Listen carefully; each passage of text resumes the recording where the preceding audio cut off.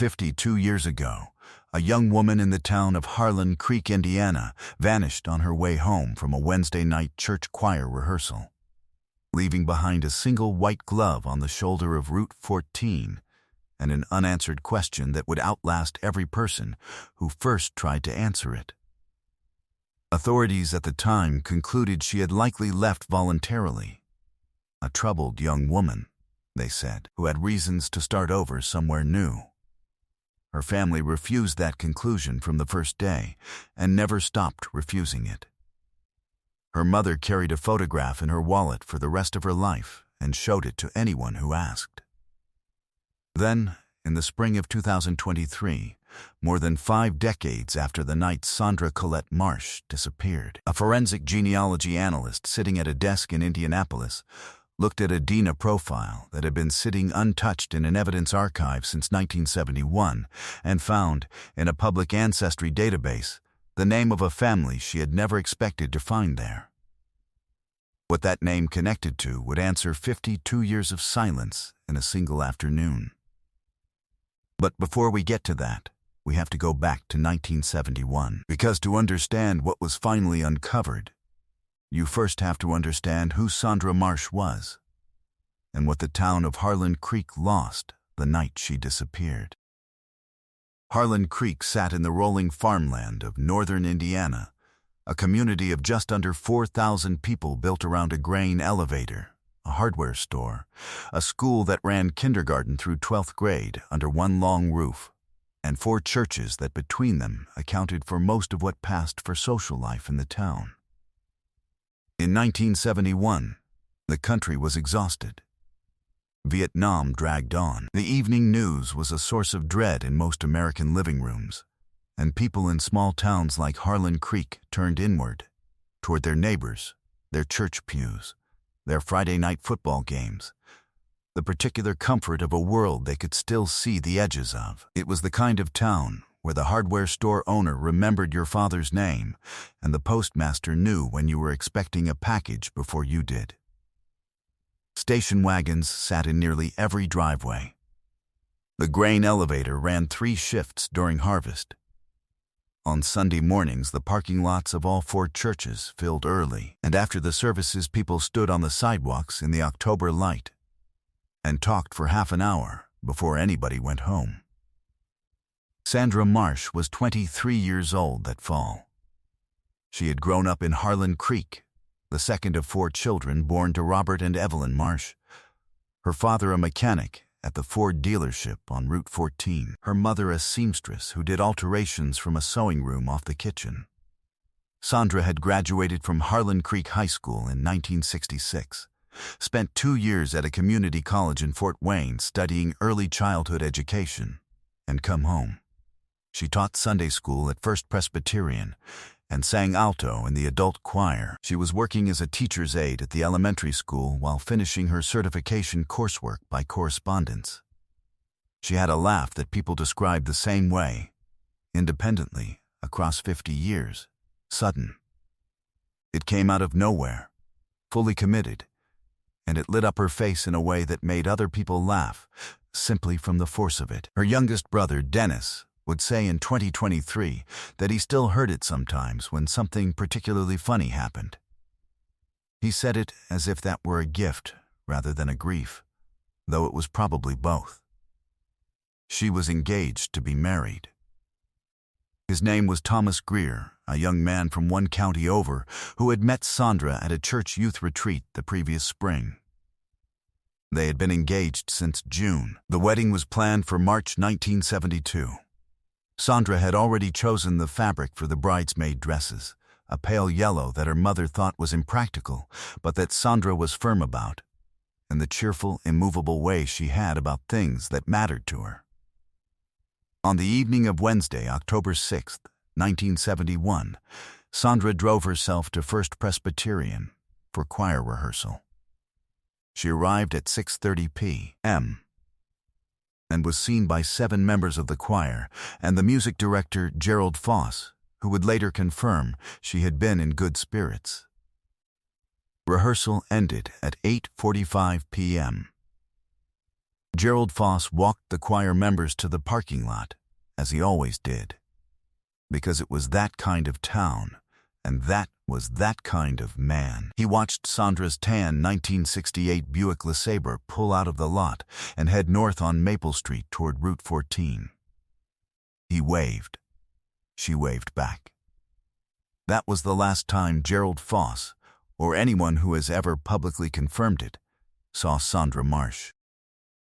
By 9:30 that night, Thomas Greer had been trying Sandra's home telephone for 40 minutes. No answer.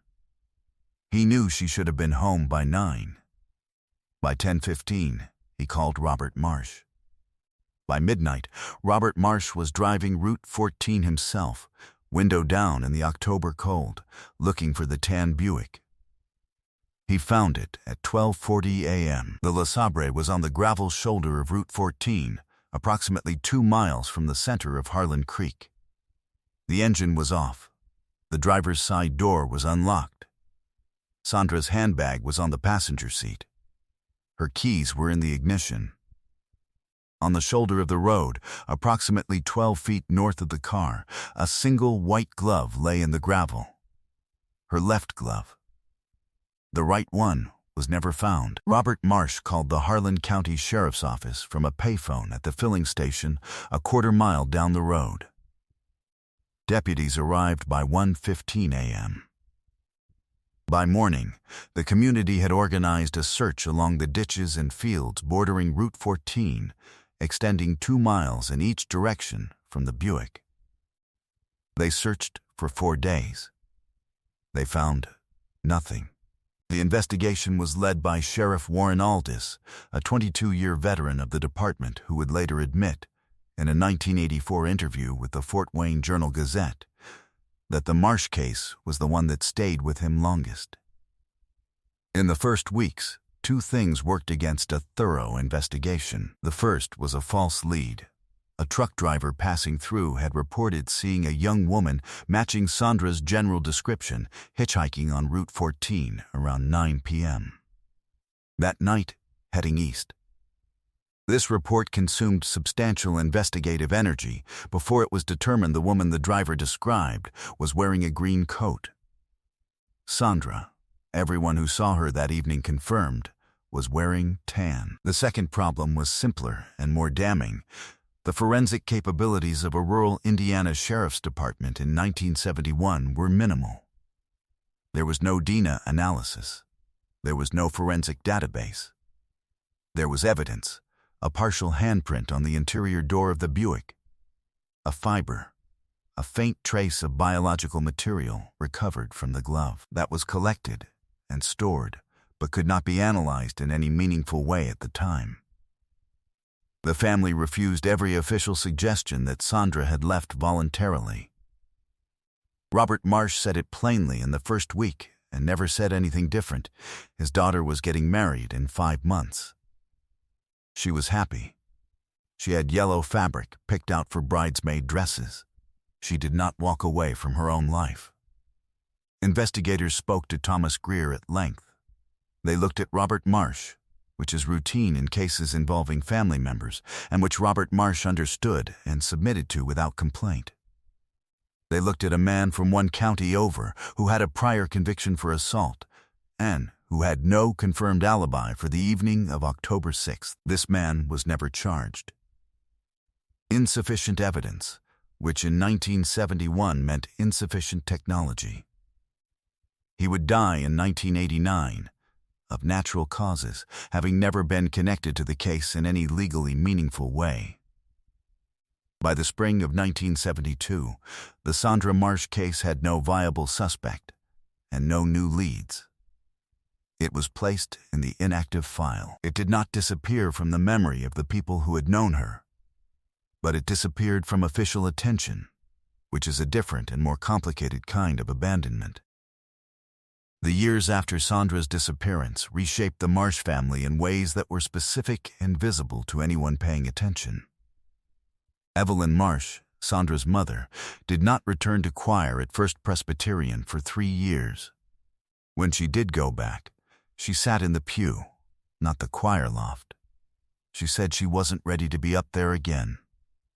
She kept the photograph, a summer snapshot of Sandra laughing at something off camera, wearing a blue blouse, in the front sleeve of her wallet until the day she died. That was in 1998. The photograph went with her because Dennis asked the funeral director, and the funeral director said yes.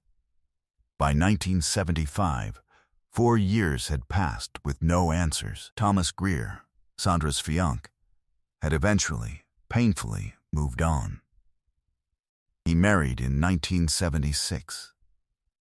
He moved to Illinois. He never spoke publicly about Sandra until 2023, when, at the age of 76, he gave a brief statement to the Fort Wayne television station that covered the case. He said he had thought about her most days for 52 years. He said it without self-pity, as a statement of fact, the way people state facts that have simply become true about their lives. By 1980, the children who had helped search the ditches along Route 14 in October 1971 were adults with children of their own. The tan Buick had long since been returned to the family and sold. Route 14 had been resurfaced twice since that night. By 1995, Sheriff Warren Aldis had retired and died, and a new generation of Harlan County deputies had inherited a case file that had grown thin with inattention. A detective named Phyllis Curran reviewed it in 1996 as part of a state initiative to audit inactive cases. She noted the preserved biological material. She requested it be properly cataloged and maintained in the state archive. That decision, bureaucratic, unglamorous, almost certainly forgotten by Karen herself within a few weeks, would turn out to matter enormously. The reward notice in the window of the Harlan Creek hardware store had stayed up so long it had become part of the store's wallpaper, figuratively speaking. The owner, when asked about it by a reporter in 2001, said he'd stopped really seeing it years ago. But he wasn't taking it down. Nobody had asked him to, and he wasn't the kind of man who removed things that still mattered to someone. The elementary school where Sandra had worked as a teacher's aide was torn down and rebuilt in 1989. The new building was larger, with a gymnasium that the old one never had, and it sat on the same land, but faced a different direction. The children Sandra had worked with, the ones who had known her name, who had sat in her classroom and been looked after by her, were in their 40s and 50s by then. A few of them still lived in Harlan Creek. They remembered her the way people remember someone who was kind to them when they were small, not clearly, but warmly, the way a room feels after the sun has left it. Robert Marsh died in 2014, at the age of 86, without an answer. His youngest son, Dennis, who had been 4 years old when Sandra disappeared, and who had grown up carrying the absence of a sister he barely remembered and yet could not stop missing, had never stopped looking. He contacted the Harlan County Sheriff's Office every year. He sent letters to the Indiana State Police Cold Case Unit. He wrote to state legislators about funding for cold case forensic review. He was not a dramatic man. He was a plumber from Fort Wayne who drove a 2009 pickup and coached his granddaughter's softball team. But he had decided early on that somebody in the family needed to keep knocking on doors, and that it was going to be him. The case had been cold for 51 years when Dennis Marsh made his annual call to the state cold case unit in January 2022, and was told, for the first time, that the biological material recovered in 1971 had been successfully reprofiled and uploaded to a forensic genealogy database 3 months earlier. The technology that made this possible, the same kind used in other landmark cold case resolutions across the country, works by identifying distant relatives of an unknown DNA contributor through public ancestry databases, then tracing family branches to narrow down candidates by age, location, and gender. The lab analyst who processed Sandra's case was a woman named Jennifer Holt. She had been working cold case DNA for 6 years. She had seen it work before. She uploaded the profile, and she waited. Every case on this channel represents weeks of digging through records, verifying facts, and piecing together real lives that deserved better. If you want us to keep uncovering the truth behind stories like these, please take a second to like this video and subscribe. Drop a comment, and let us know where in the world you're watching from.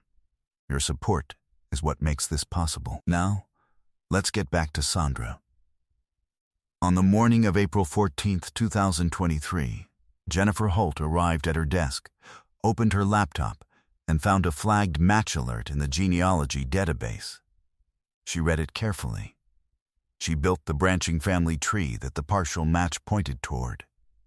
She worked through the afternoon, narrowing by geography and age.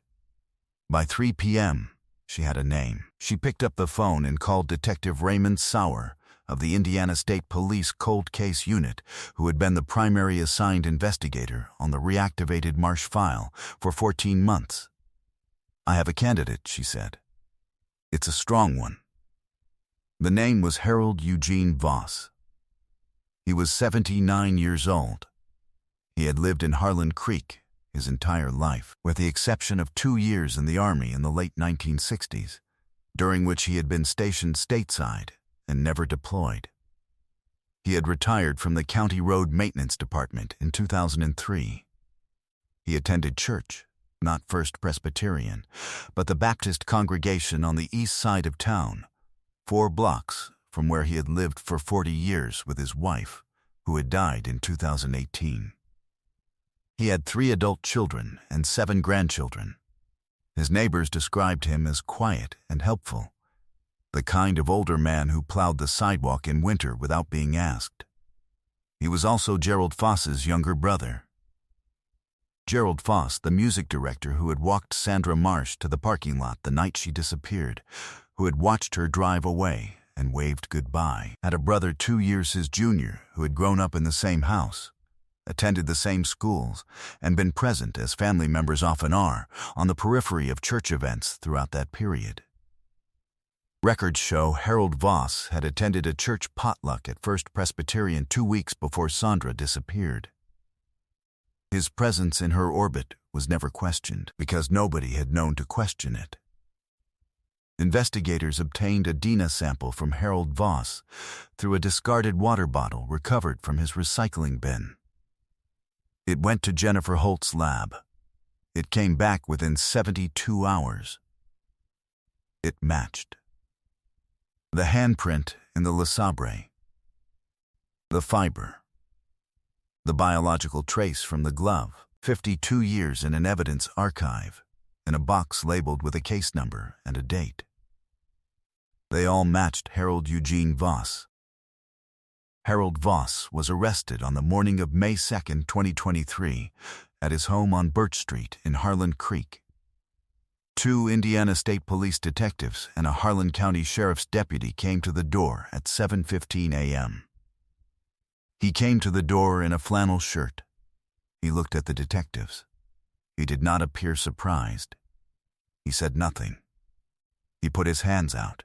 Harlan Creek learned the news the way small towns learn news, not through official channels, but through the phone calls that start the moment the patrol car is spotted in a driveway.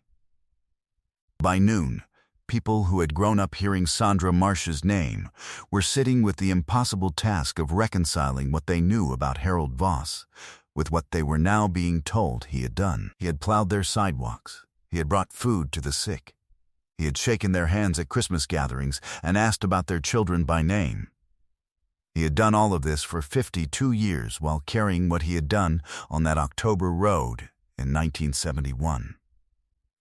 Dennis Marsh learned of the arrest from Detective Sauer, who called him personally at 8:30 a.m. The morning of the arrest, Dennis Marsh was 60 years old by then, a man who had been 4 years old when his sister disappeared and who had spent much of his adult life on her behalf. According to Sauer, Dennis Marsh listened to the news without speaking for a long moment. Then he said, "Did she suffer?" Sauer told him the evidence suggested the answer was no, and that she had not been alone long. Dennis thanked him and hung up. He called his own children. He drove to the cemetery where his parents were buried and stood there for a while.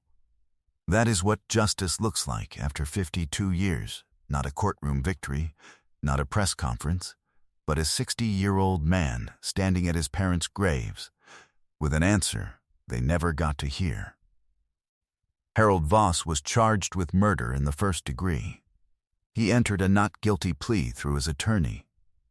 Pretrial proceedings were ongoing as of late 2023, with the case expected to go to trial in 2024. The DNA evidence.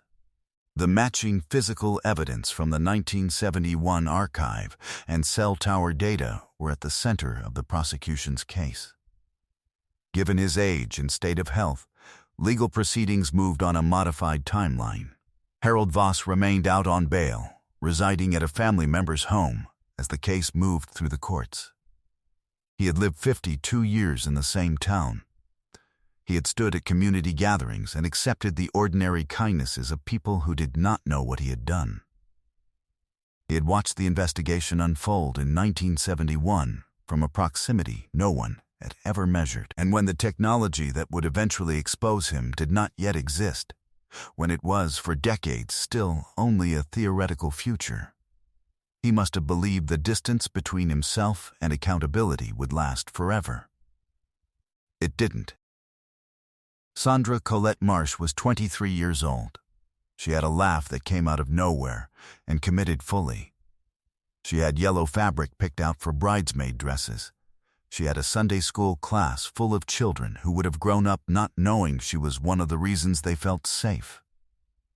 She had a whole quiet, ordinary, beloved life ahead of her, and on a Wednesday night in October, on a gravel shoulder in the Indiana dark, someone took it from her. For 52 years, that taking went unanswered, not because no one cared, but because the tools to answer it didn't yet exist, and because one retired detective's bureaucratic decision in 1996 to properly archive degraded evidence, and one analyst in 2021 who decided to reprofile a 50-year-old biological sample because the technology had finally caught up, made the difference between forever and eventually. Thomas Greer said, when the news reached him in Illinois, that he had been waiting to feel something specific for 50 years, and he wasn't entirely sure what to call it now that it had arrived. He said it felt like something had been set down, something he hadn't quite known he was still carrying. That is what Sandra Marsh deserved from the very beginning. Not the long wait, not the silence, the setting down. What do you think it says about a justice system when the difference between a solved case and an unsolved one can come down to a single decision to archive a box of evidence in 1996? Is a verdict, when and if it comes, still justice at 52 years' distance? And what would it mean to the hundreds of families still waiting for that same technology to find their answer? Leave your thoughts in the comments below. We read every one. Justice found Sandra Marsh after 52 years. Stories like hers are the reason this channel exists. If you believe truth is worth pursuing no matter how long it takes, subscribe so you don't miss the next case. More are waiting in the description below. Thank you for being here.